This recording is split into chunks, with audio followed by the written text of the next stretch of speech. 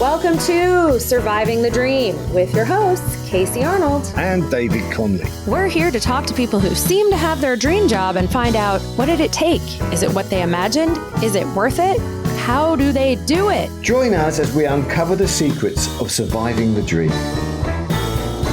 Hello, Dave. Hello, Casey. We're surviving another week in this dreamland that we live in. Still surviving. And I have to say, I'm super excited for our guest this week, although I feel like I also say that every week because I just love doing this and talking to humans and finding out about them. Not all the humans, but our humans I love talking to. So what do our humans, what's their dream today then? Okay, so today's humans are like creative bright lights who play some kick-ass music. I need to learn how to speak better. Is that American? I don't know. Sometimes I can't keep up with you Americans when you make up this slang. Kick-ack. Kick-ack. Yeah, that's how cool they are. They're so cool. They have their own slang for how cool they are. Wow. And the parties that they do, and they have a radio show that they host. But they're also like lovely human beings. And I feel like sometimes those don't all come together. And I keep saying they because they're a couple who work together. Another one of those, you guys are all just couple girls' dreams. They go by the name SUNANA, and they are Sun and Anna. Welcome, guys. Welcome. Thank you so much. Hello, Sun and Anna. How lovely to meet you. And I detect British accent there somewhere. We're right? Yeah, for sure. I'm the Londoner, and you're an honorary Londoner, aren't you? Yeah, I'm an honorary Londoner. I'm French. You're French? Oh, yes. The Entente Cordiale is happening right on this podcast. Wonderful. Over 100 years of peace we've had now together. Merci. Non, merci beaucoup. On peut le faire en français aussi pour toi, si tu veux. I think it would be good for me, but complicated for her. All right, probably our listeners don't want to do it in French either, but there you go. That was a fun moment. Your French is really good, by the way. Oh, thank you very much. I like to practice. I talk to myself in French. So how did you guys... Was being DJs always the dream? Was it each of your separate dreams, or did it become the dream when you came together? Where does your story start? So, way back in the day when I was like 8 years old, I wanted to be a teacher. I wanted to be an archaeologist because I was obsessed with the time team. I wanted to be a writer, but then I started playing the flute. And then once I started playing the flute, I knew from that moment that I definitely wanted to be a professional musician. So I started off doing classical music. That was kind of planned. But then when I graduated, I was like, actually, I don't want to do classical music, but I still want to do music. And so that's when I learned to DJ. I learned music production. So I was doing that by myself for a bit. And then I met Sun and we did it together. Yes. That is quite a journey. You go from flute. I was playing the flute and now I'm a DJ. Yeah, I wanted to be like a flute version of Vanessa May. I don't know if you've heard Vanessa May. Do you know the violinist? Oh, yes. Cool. Yes. I love her. She's now like a champion skier or something. Mm-hmm. She also made a big pivot. Yes. Yes, exactly. It's a big one. Not a bad thing. Yeah. Did you also start as a classical musician, Sun? Absolutely not. I actually starting as a French rapper. I was writing lyrics and I starting to rap with a friend, and we created like a group, a band, in France, and we starting to do this like in a regular basis, and it was amazing. And I starting same. I mean, I was a fan of. I was really like a sport guy when I was young, and I was doing basketball a lot. As a teenager, and when I actually realized that I loved music, I could not stop. It was like my first passion ever. So I did that for a while. After I worked also with another guy called Victor Betty, and we did 2 albums together. Amazing composer, by the way. And after that, I started also with him to do like a rock band when I was a rapper in the rock band for 5 years. So we toured in Europe with the band. In the same times of that, I already started to DJ. And what I love about DJ is actually a bit like you, is that when you are a DJ, you can do so much more with the music. It's so more open, because in the hip hop is a bit, I would say it's a bit like in the classical world. It's like, there's so many people are so pure hip hop and you know, and the way it's supposed to be and the technique, etc. And actually, I hate all of that. Same. What I love is the fusion. I love being able to take something that is absolutely not relative and suddenly you put with something else and becomes something incredible. And I think when you're a DJ, you can literally take a piece of anything and put it with something else. So I was really interested, sorry, about that. And yeah, and at the beginning, my friends said to me like, "Oh, you know, love your music, love the way you're doing, etc." And I started to do it more and more and more, and it actually became the main thing I do. And I met her, and it became actually I understood. When I met her, I understood why I was a DJ. What is wonderful? Oh, that's so romantic. Hang on, men. Let's have a moment for romance. Yeah, But what's wonderful is that you've got, I mean, you couldn't, the disparity of classical music and rap coming together, and you're meeting in the middle and going, "Oh, let's DJ." I mean, I know it's not as simple as that, but from the outside, that's a documentary right there. I mean, Wait, did you ever do like a mashup with like flute and rap together? We We've done tracks with because we produce as well, so we've done tracks with the flute. We've also done tracks with you rapping. We were actually in the studio today working on one, which is Tech House with French rap, and we've released a few as well. It's really cool to like, you know, use all of our different skills, and also I think our skills, even if it's literally not me playing the flute in a track or him rapping in a track, because we both bring such different experience and skills to the project. It gives the music and the DJing a specific kind of flavor, I think, because we both have our own strengths. Yeah, and what she doesn't say is that coming from classical music, you can imagine her knowledge about the music. And honestly, to produce house music with someone who actually knows very, very well the technicity of music, it's like another level. Like with the keys, like the way it's like everything moves together. It's honestly, it's really, really cool. But then equally, I would say that when I was by myself, that would sometimes hold me back. Because sometimes you can overthink things. Yeah. Do you know what I mean? If you're thinking about it too academically, almost. Whereas he's sometimes just like, "Oh, this just sounds good," and I'm like, "But it shouldn't sound good." And he's like, "But if it sounds good, it sounds good." So I think we balance each other really well. So do you feel like when you guys start, how do you balance the duties of DJing together? Like, do you each have a certain role you do every time, or you trade it on and off? I would say as the producer part, she's more the composer and I'm more the producer.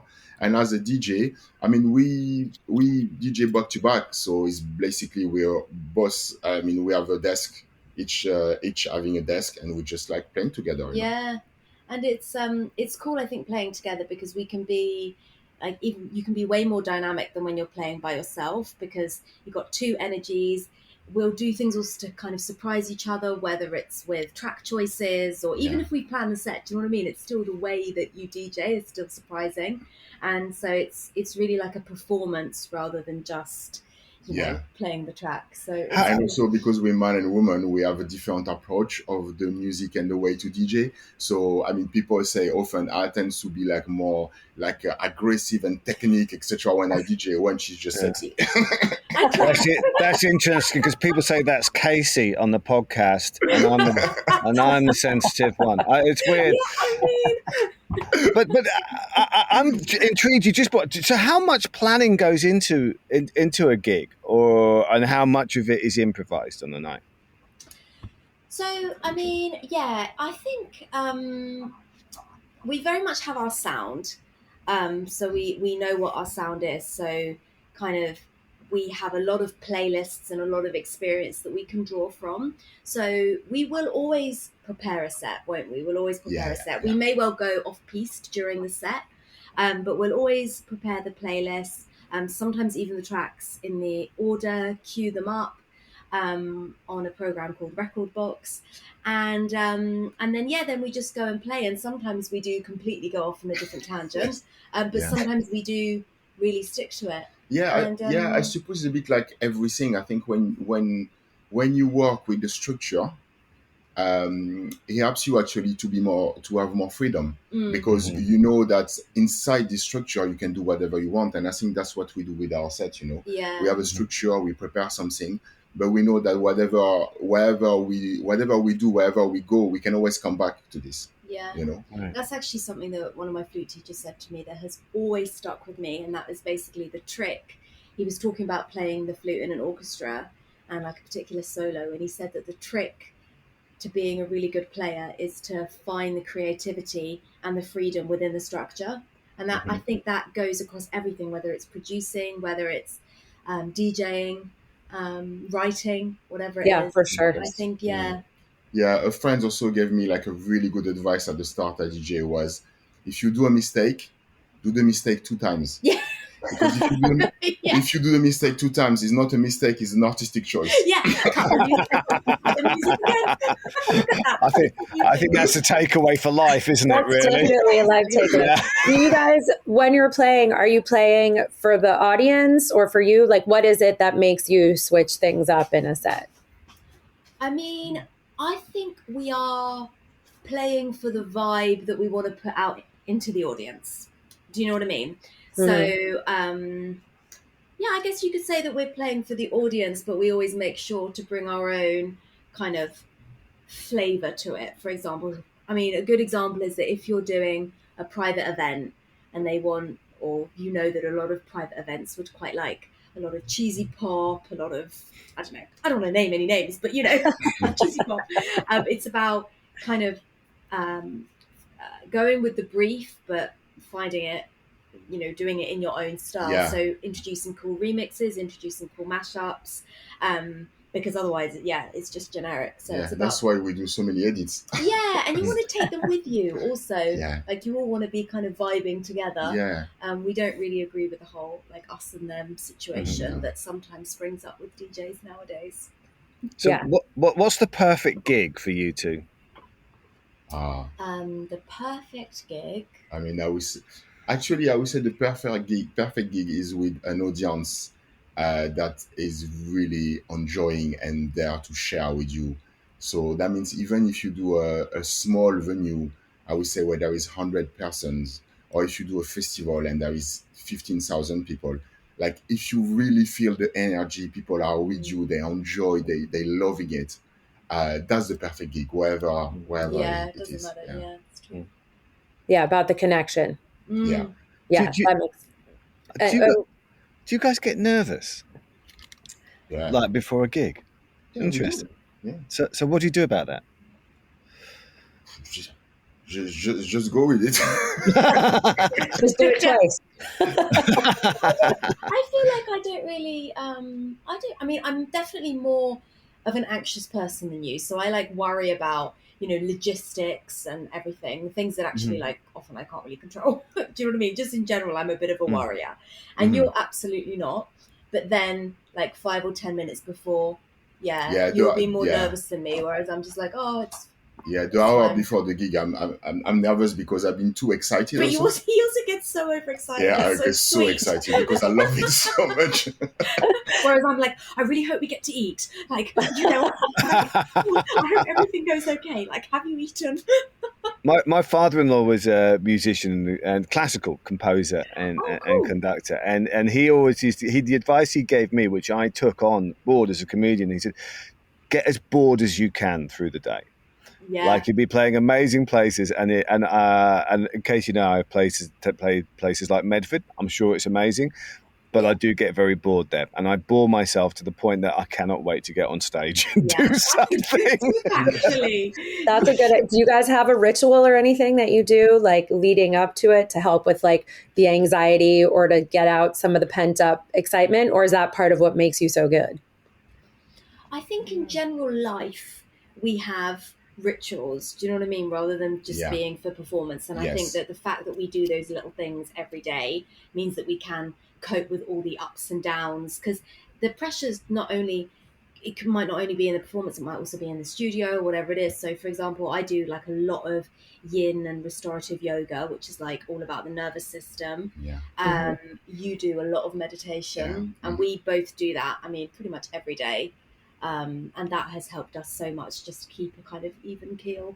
Yeah, because to be fair, and I'm talking for both of us because I think it's exactly the same for you.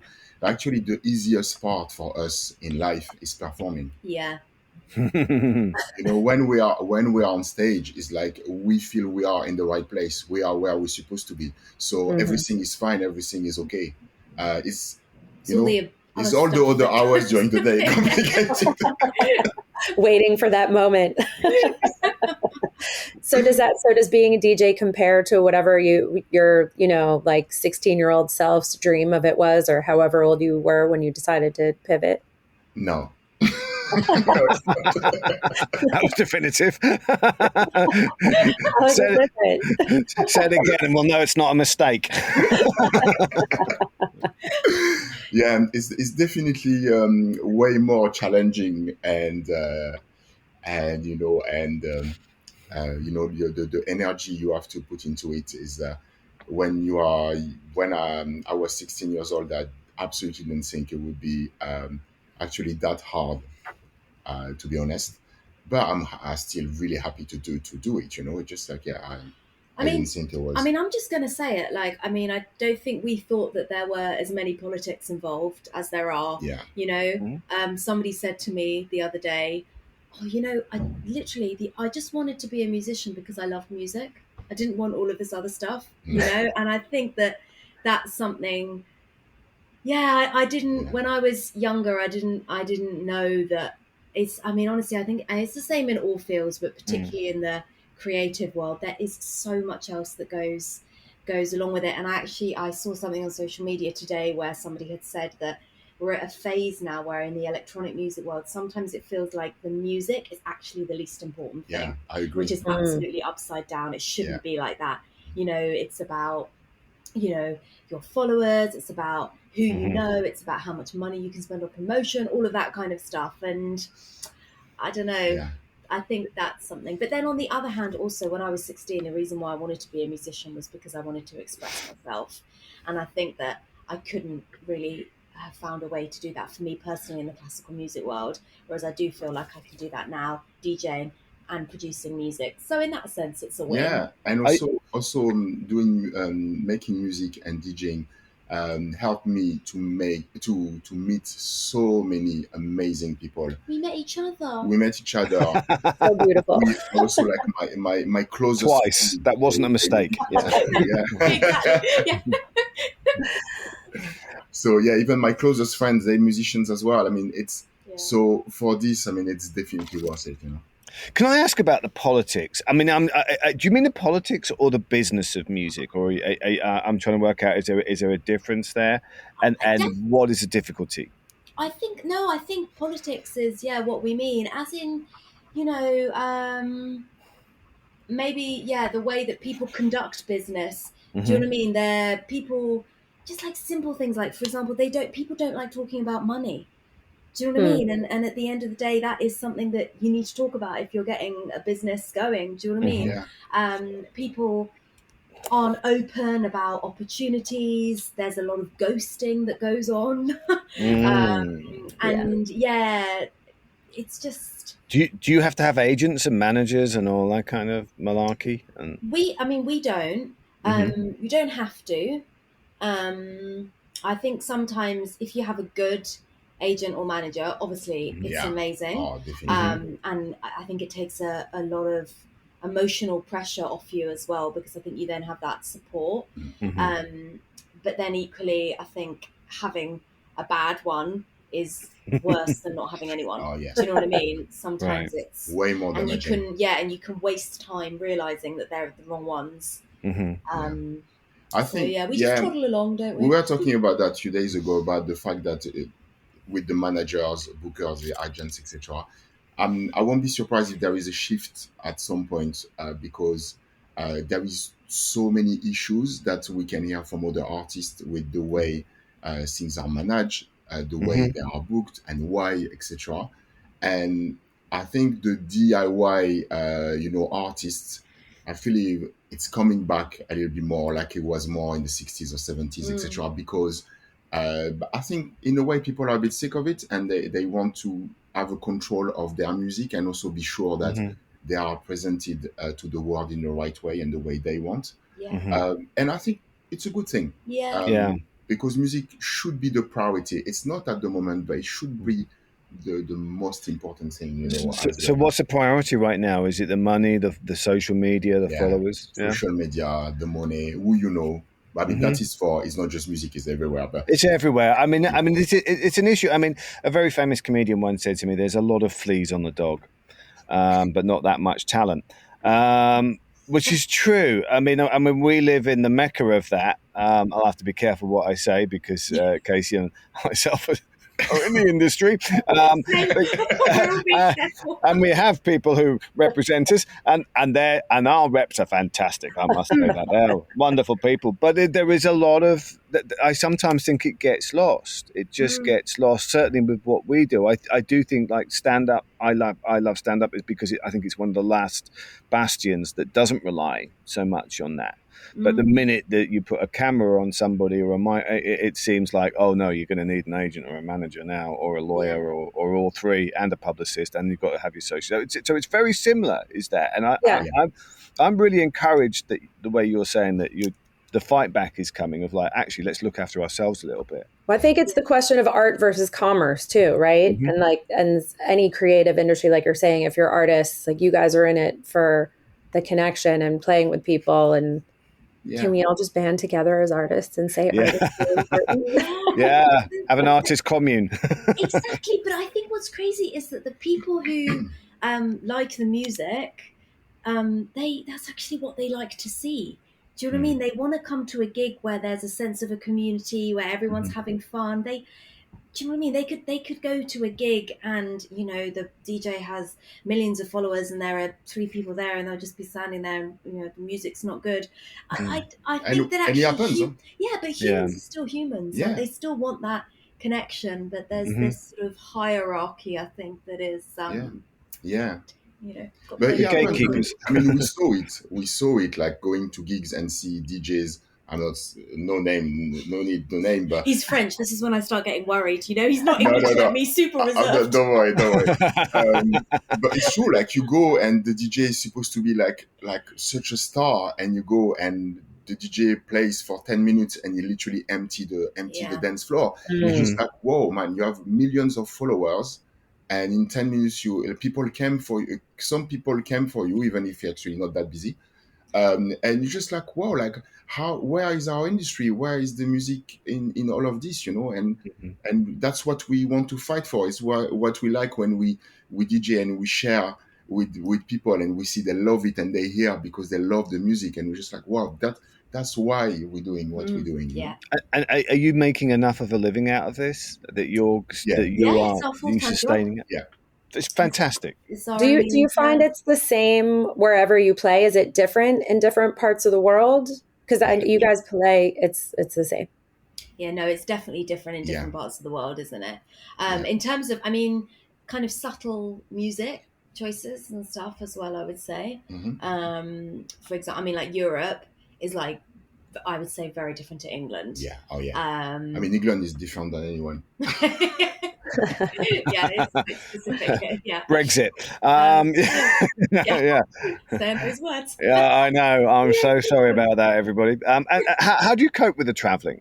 Is that? I know Casey. You should get in here. How you all met was on your private jet. Yeah, we met on an airplane. We were in a little row of 3. It was me sitting next to these lovely people, and it was like the best part of my trip home. Thank you. We should let the listeners know that Casey has a private jet. She goes, right, obviously, you guys, because there is so much money in podcasting. She's always going off to a private island to try and entice guests onto the show. But how much traveling do you have to do? A lot. Sometimes it's like weekly. But we love it. But it's cool. We love it. I don't really. We're fine with it, really. Look, we're meeting nice people when in the plane. So sometimes I almost feel like there's actually more time when you travel as opposed to. Yeah. We were saying this last time, weren't we? Because we were on the train and there was no Wi-Fi, so like we couldn't work, and we were like. Well, we could work, but not on the stuff we needed to work on. And we were like, well, actually, we've got 2 hours now where the Wi-Fi is really bad. If we were at home, we would be like, like that cat gif with the paws like going crazy. But actually, we were like, we can just chill. It was like enforced. Not that we are hyperactive. For yourself. We are. So, yeah. Do you think the fact that you guys are a couple, like what are the pluses and minuses? Because obviously, like in a moment like that, you're like, oh, unplanned date night or afternoon. You get like unplanned quality time. Whereas if you were solo, I would imagine with all the travel and stuff, it would be hard to spend time with each other. Like, do you think you could even have like a successful relationship with someone who is not also doing the same thing? What are the... I think it would be tricky. I mean, I think the fact that we're together doing all of these things, it just makes everything, even if there's, a boring moment or a difficult moment, it's still fun actually because we're together. Yeah. I mean, that's huge. I think I would say like the cool thing and in the same time the less cool thing is a bit the same thing, is that if something is like happy, or if something is really good, because we're working together, it's like a happy moment that we can share together. But if it's something that actually we are like so depressed about or whatever, we are both in the same boat. Yeah, there's not one of us is like, oh, it's okay. One of us will be like, this is awful, and the other one will be like, I know, it's awful. Like, I mean, it's the end. We might as well just give up. I mean, I don't know why we bother. It's like, and then we have to ring my mum, and my mum has to be like, it's fine, guys. You should be your manager. Yes, hopefully listens. I'm kind of intrigued. Can we just go back? What is so different about England? I mean, I have my theories, but I'd love to hear from you. Why is England different? So I can give you an example. When I came in London and I started to play regular here, I actually realized that even the genre of music doesn't mean the same thing that in France. What do you mean? Yeah, like for example, okay, I'll give you Sean Paul. Mm-hmm. Most of the time here is like in the same. It's the same vibe of a hip hop artist, because most of the time when you play hip hop, they ask for Sean Paul. In France, it's absolutely not hip hop; it's a dancehall artist. So when people say to me like, "Oh, I like the hip hop vibe, etc., like Sean Paul," I was like, "Yeah, what?" I wouldn't think Sean Paul was hip hop. For the record. So it's like even like the house music, something commercial. Like you can play here, you can play some like house music that is like commercial, and for people is actually pop music. But in France, it's just house music. So you actually won't play that in a club because it's not pop. You know what I mean? I mean, it's really just that is different. It's the concept. I feel being English is like a concept. You know what I mean?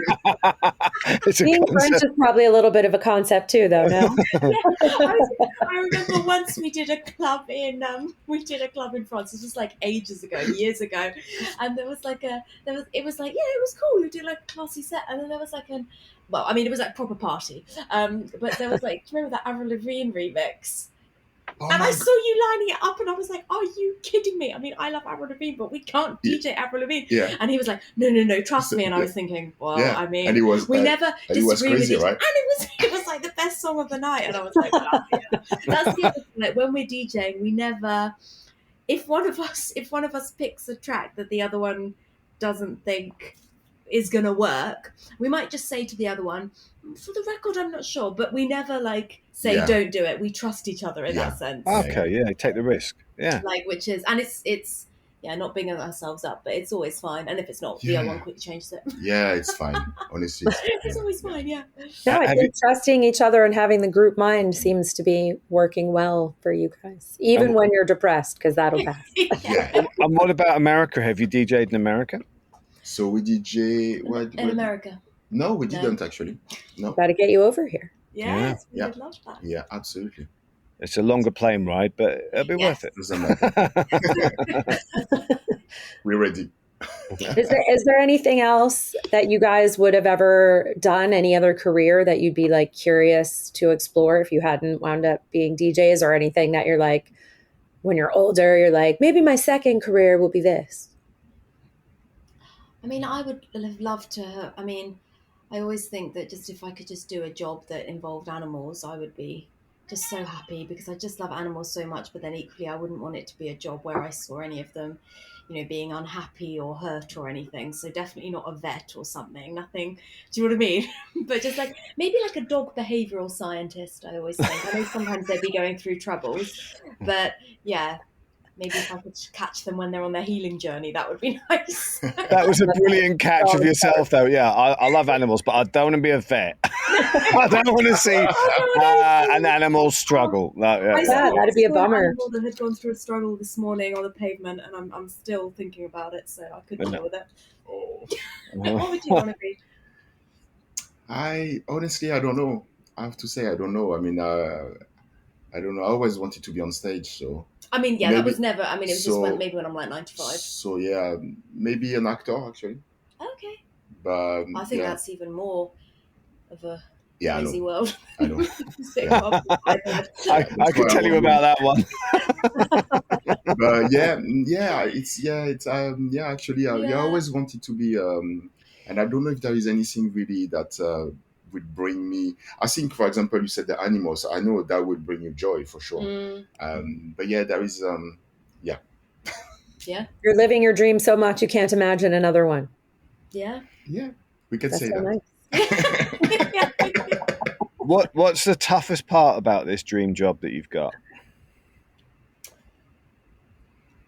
The toughest part. I think, for me, is the ghosting attitude of people.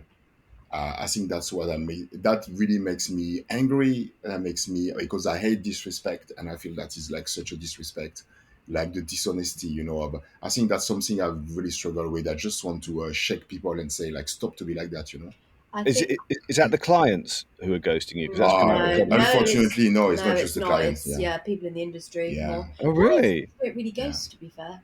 So who is it who's ghosting you? Let's name and shame. No, we won't name and shame. But I got to tell you, that is my biggest pet peeve with people too. That like, if you put something out there and people just don't respond, like I'd much rather have somebody tell me off than just disappear in like any relationship in life. It's such a pet peeve. So let's shake them together and be like, not acceptable. No, exactly. Yeah. And can I also ask, is it in England? Because I find England much worse than America for ghosting. I mean, if you I've always found and even my agent in England as well, I say, is anything happening? Because, well, it's England, so what do you expect? You don't get an answer. Whereas in America, I do find that people they'll be quite happy to say, that's a pass. They won't say no, that's a pass. But you don't get that in England. You just don't hear back. No.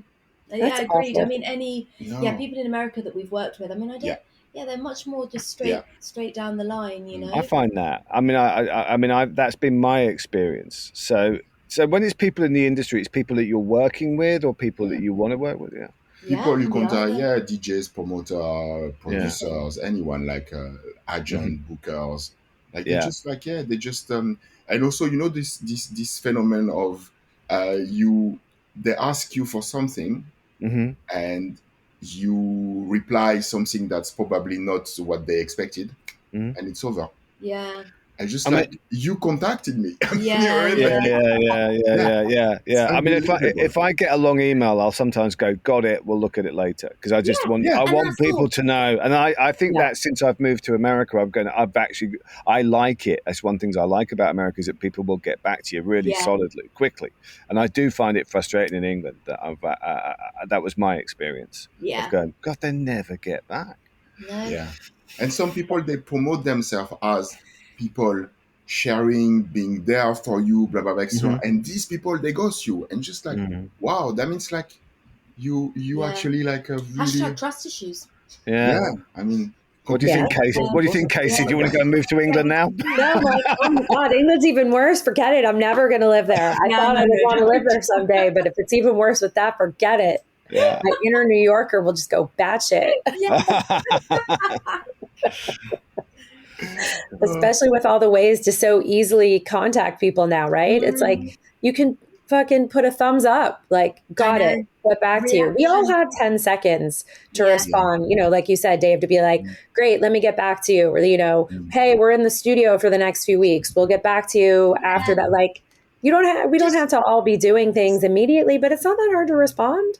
Just so that you don't have to do that super depressing thing, which I'm not ashamed to say that I have done, you have done, maybe you guys have done, which is like email yourself just to make sure your email's working.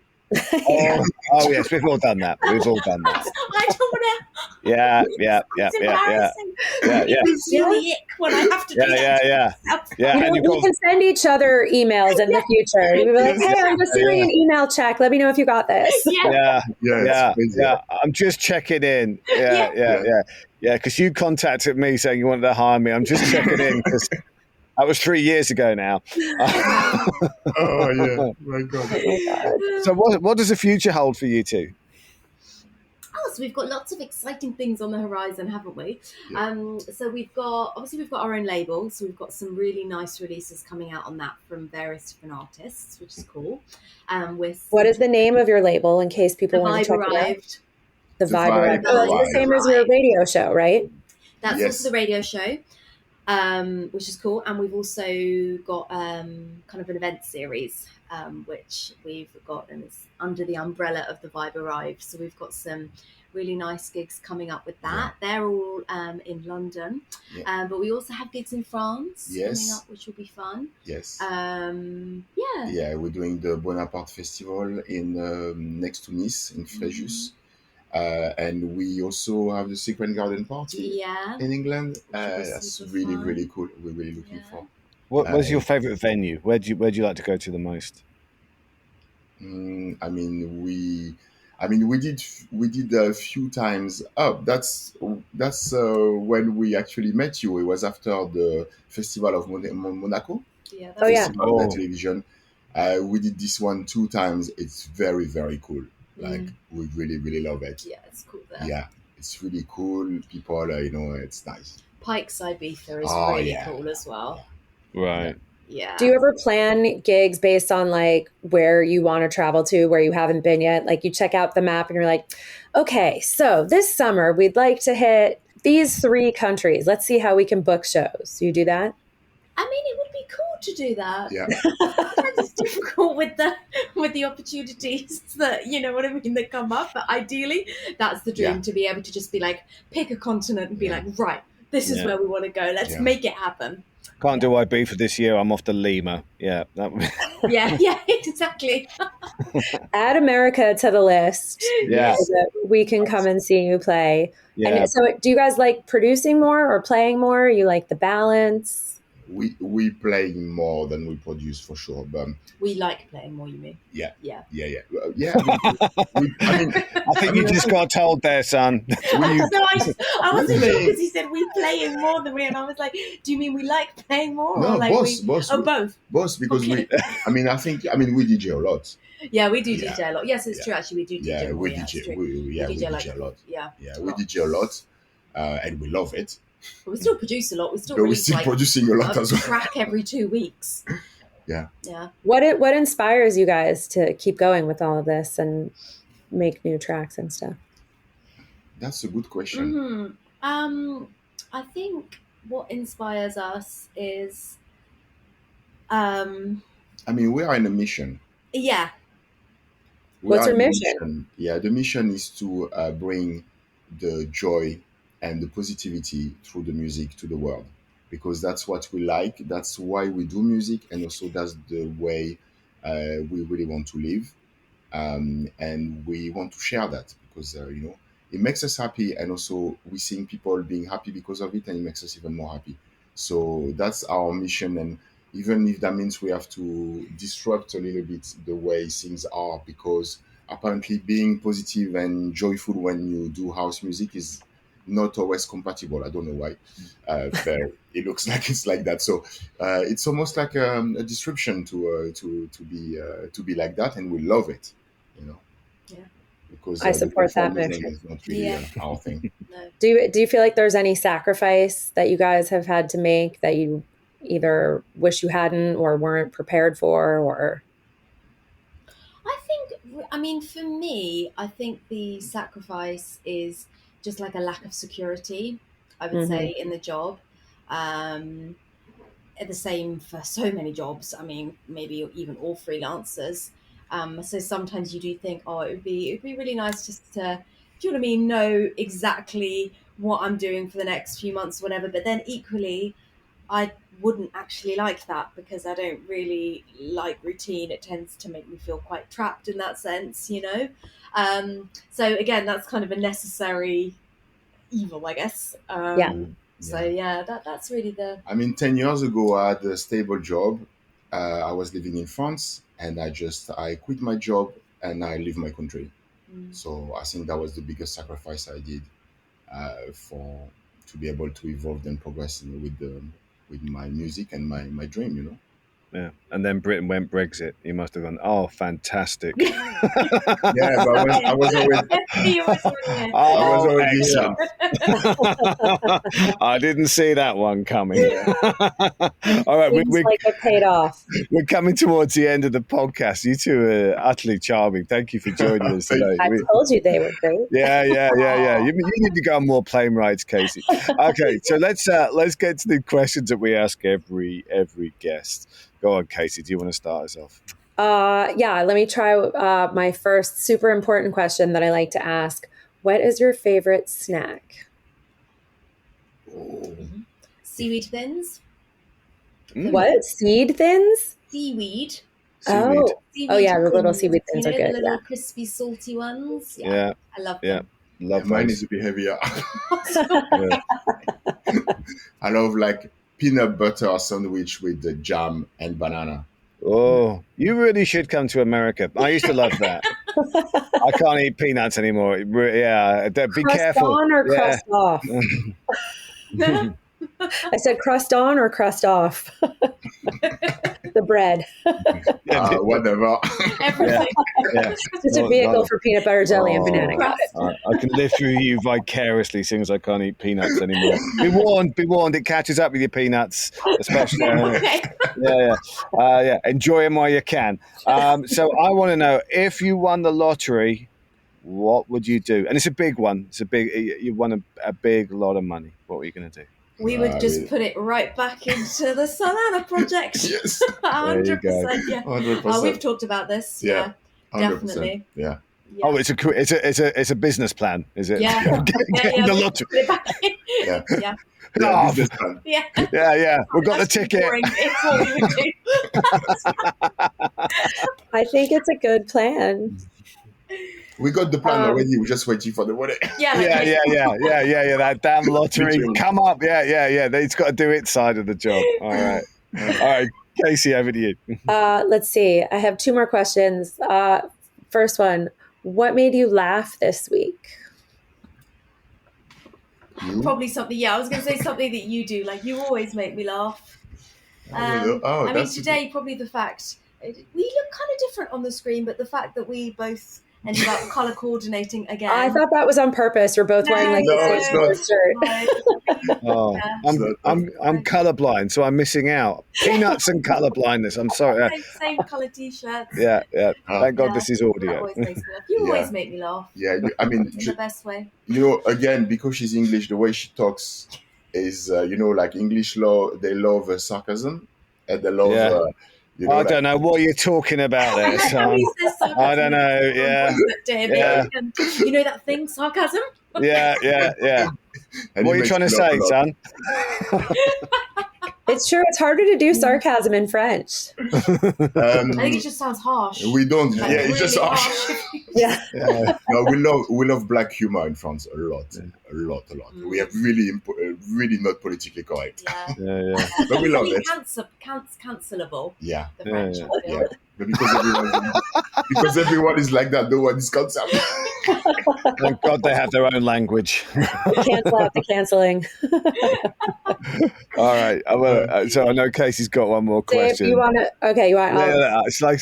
Well, this is good. What is your favorite animal and why? This relates back to you, Anna, who loves animals.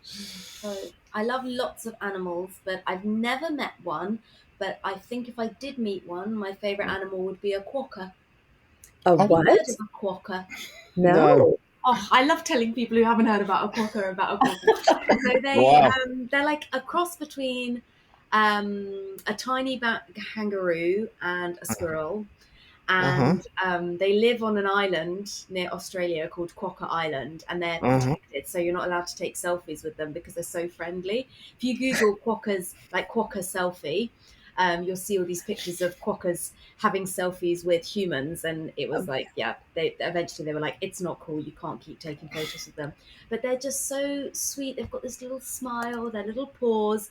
If you ever feel down, Google a picture of a quokka.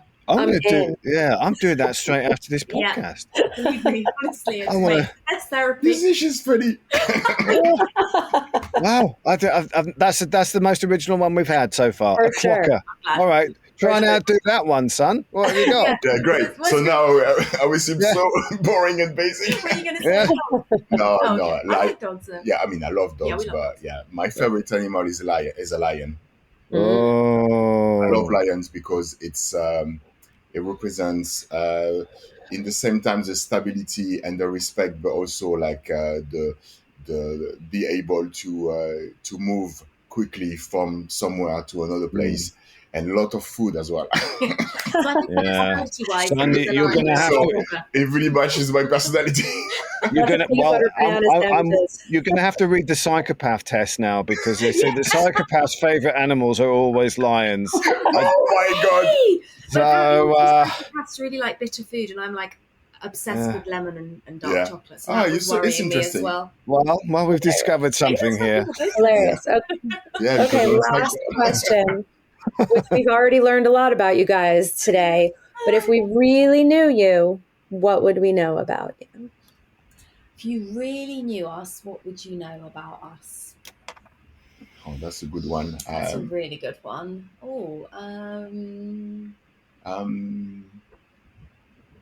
That's a good one. I'll say, I don't know. I would say that I do think that we are authentic people. I mean, I don't think we're shitting on the way we live and on the way we are. I think we're really maybe too authentic sometimes. I think that's And I think sometimes people also look at us and think, oh wow, they're so happy all the time. Whoop, whoop, whoop. But like, we do have to work on that always to stay positive and to kind of stay putting that out there. I think like everybody. Yeah. It's because it's a way also to we all have to learn techniques. It's a way to share also, to help each other. You know, it's I do think that if someone feels a bit bad and you meet this person, you don't know this person feels bad, okay? But you are smiley, you are like, you know, you're joyful, and this person will actually feel better.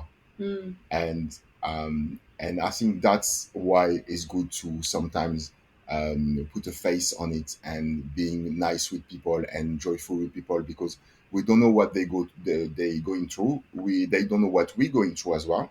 And the only thing we can do is support each other. It's the simplest way to do it, you know. I think what you've just said there, son, has dispelled the fact that you're a psychopath, because you're showing incredible empathy. So I'm glad that we've got that conclusion at the end. I was like, great, cancel. Passed the test.